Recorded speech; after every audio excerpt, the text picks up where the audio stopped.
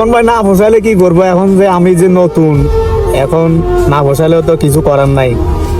আর 4.5 লাখ টাকা খরচা করি, এখন না পোষাইলে কি এখন বাড়িতে চলে যেতে পারবো নি। আসসালামু আলাইকুম ভাই। ওয়ালাইকুম সালাম ভাই, কি অবস্থা? এই তো আলহামদুলিল্লাহ ভালো আছি, আপনি কেমন আছেন ভাই? আছি ভাই, ভালো আছি ভাই।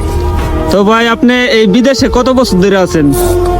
বিদেশে আইসি ভাই মনে করেন মাস 1.5 মাস হয়েছে এরকম আর কি। ও আচ্ছা আচ্ছা, মাস 1.5 মাস হয়েছে, তার মানে নতুন আপনি। জি, জি। আপনি যে কাজটা করতেছেন এটা কিসের কাজ?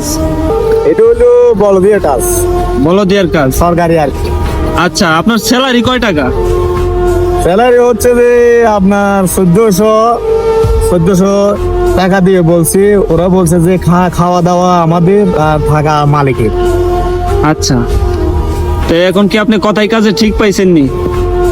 কথায় কাজও তো এখন ঠিক পাইতেছি। এখন তো মনে হয় যে বা স্যালারি দেয় নাই, দিলে এরপরে বুঝতে পারবো আর কি, বা কথার কাজে ঠিক আছে। আচ্ছা, আপনি যে 1400 টাকা স্যালারিতে কাজ করেন, এই 1400 টাকায় কি আপনার পোষায়?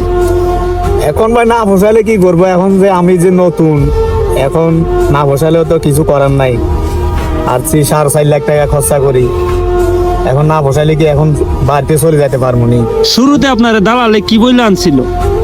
এ বলে আনছিল 50-60 হাজার টাকার বেতন হবে, বা কফলা করে দিব মালিকের। এখন তো কফলা নাই, ফিরি বিষে। এখন তো ভাই আর কিছু করার নাই, দালালে তো পাইছে, এটা দালালের কাজ দালালে করছে, এখন তো আর কিছু করার নাই।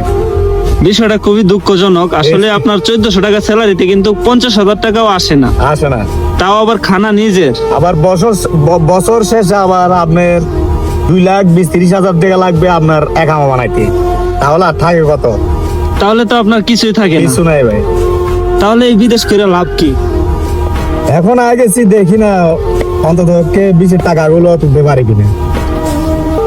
আচ্ছা, সবাই ওনার জন্য দোয়া করবেন, ঠিক আছে? আমাদের সকল প্রবাসীর জন্য সবাই দোয়া করবেন।